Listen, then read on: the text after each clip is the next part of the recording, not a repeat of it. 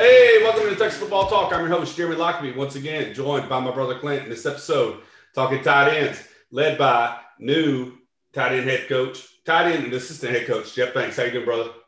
Hey, pretty good, man. You're talking about, obviously Jeff Banks, first $1 million special teams coordinator / tight end coach in all of college football. Has been at Alabama, but also was, at that school out east at Texas A&M. Has a lot of ties across the country. Probably the biggest thing that Jeff Banks has done at this particular point is go out and probably recruit Pete Kwiatkowski from Washington. As Steve Sarkisian says it, man, he kind of hooked them two up. Obviously, Sark knew who he was before that, but he had ties to him, and he went out there, man, and said, "Hey, come with me to Austin," and he got him here to Austin. But moving forward with this tight end room, don't really have any departures. Nobody graduated at this particular point. Nobody went to the NFL. Don't currently have any transfers in. Did get two 2021 recruits, one in Juan Davis, who was an athlete out of Fort Worth, Texas, ever in high school, currently sits at about 6'4", at about 217 pounds. One of those freak athlete tight ends, man, that you can do a lot with. And then Gunnar Ham out of Inglewood, Colorado, Cherry Creek High School, at 6'5", 225 pounds. Two really good tight ends, man, that are going to add some depth to this tight end room. Your thoughts, man, going forward? Like you said, Jeff Banks was brought here to be the assistant head coach, tight end coach, and special teams. So he wears a lot of hats, but what he's known for is recruiting. Zero departures from this group, and you got two early enrollees in Juan Davis and Gunnar Helm, who are already in the program and learning the playbook of Steve Sarkisian. So, like you said, got the guys that we had last year talking about the experience in Brewer, Wiley, Epps, but then supplementing them with Juan Davis and Gunnar Helm coming forward. Yeah, I think the biggest thing is, when you're looking at this position group as a whole, we've used the term underdeveloped before, but I want to say this group was probably underutilized.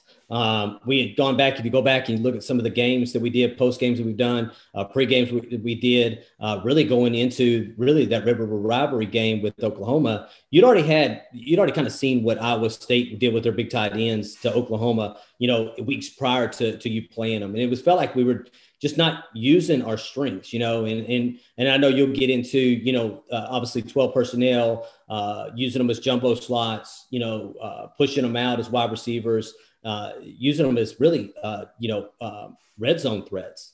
But I think we've really just underutilized these guys. And if you go back and look at the numbers that they currently had, you're looking at probably 27 receptions between Craig Brewer and Jared Wiley and Malcolm Epps. And not bad averages per catch. Malcolm Epps was at 14 yards per catch. Craig Brewer was at just over 11 yards per catch. And then obviously Jared Wiley, hit a couple of big, couple of big wide, receptions up the seam, currently sitting at about 18.5 yards per reception.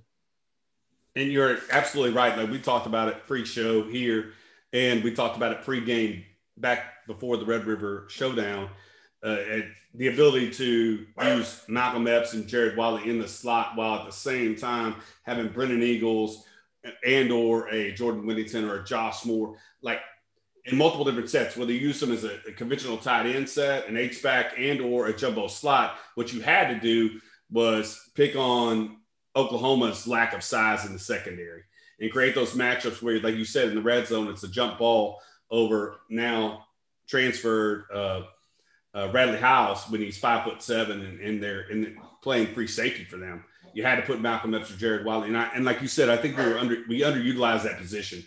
But what we need to do going forward is what you just talked about, and that's these guys got to be diversified enough to not worry about their blocking skills. So when Jared Wiley comes in the game, don't assume it's going to be a pass, that he has the ability to block a downhill on an outside linebacker. Same thing with Malcolm Epps. Just because he's in the ball game doesn't mean it's going to be a pass play. And so it's incumbent upon these underclassmen, these young guys to develop their game, because last year it was pretty simple to see that when Cade Brewer was on the field, more than likely, or 75 to 85% of the time, it's going to be a run. And then when you saw the young guys like an Epps or Wiley come on the field, then 75 to 85% is going to be a pass. So let's diversify our games, get better in those areas in which we're lacking to make this a formidable position group. And I think it's on its way, man, to be honest with you. Playmakers, like you said, 17 yards per play between Wiley and Epps. 14, like you said, an average of 14 yards per reception for Epps, an average of what would be 19 yards for Wiley. Playmaking ability, utilize it. I think it goes back to, obviously tipping your hand and it goes back to making sure these guys are developed to be able to, like you said, the underclassmen are able to develop at this particular point, be able to block and be able to move out, and go out and be able to get the receptions necessary too. So it sounds like, obviously through spring ball, very little bit of it so far. Obviously it's been stopped by COVID at the time that we made this video, but it sounds like, Steve Sarkisian's going 12 personnel, 2 tight end sets. And that may be to, help out the offensive line or whatever the case may be. Maybe that's where Kyle Flood, wants to, how he wants to utilize these guys. Kind of we'll see moving forward. But I'm really excited about this room. Really, really excited about this room. When I started doing the notes on this, you kind of realize what you have currently in the stable and currently in this position group. And like you said, it's really just developing them to be able to pass, block, you run block, but at the same time, keep that ability to make big plays, because if you look at their size, you're talking about 6'5", 6'6", 6'7", body somebody up like you're on a basketball court. These smaller defenders, bottom them up on like a basketball court and catch the ball. That's what you see majority of these, hell, they did it at Alabama with their big tight ends. They're doing it at Iowa State with their big tight ends. Hell, they do it at Oklahoma with their tight end sets, with their H-backs. So it's time for us, Texas to start, bringing their tight ends to the football game. Yeah, and I didn't realize Jared Wiley was 6'7", 254, and I knew Malcolm Epps was tall, but 6'6", 244. That's got to be the biggest or tallest combination of tight ends, I would think, across the country. Like, the body type is there. And they're bringing in guys 6'4", 6'5". Like you said, Gunnar Helm is 6'5", Juan Davis 6'4", around that 230-pound as they enter school. And they look to get them up to 240, anywhere from 245 pounds to 265 pounds.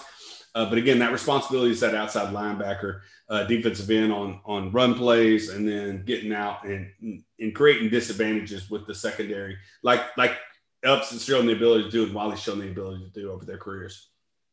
So, yeah, we'll kind of see where this one goes. Again, it's hard to kind of pinpoint who's going to be in that too deep at this particular point. You hope these guys kind of push each other. They have, from whatever small clips they kind of push out, University of Texas puts out, you see Cade Brewer made a play in the end zone the other day, or actually on the field with Hudson Card. It seems like he's toned down a little bit, got a little smaller, got a little leaner. And I think that's the way they're going to go with this tight end group. But put your thoughts and your comments on who you think may be in the too deep on this video. We appreciate you listening as always. You can find us on Twitter at Texas Football Talk, on Facebook at Texas Football Talk, and on Instagram at Texas Football Talk. We appreciate you listening as always, and hook 'em. Hook 'em.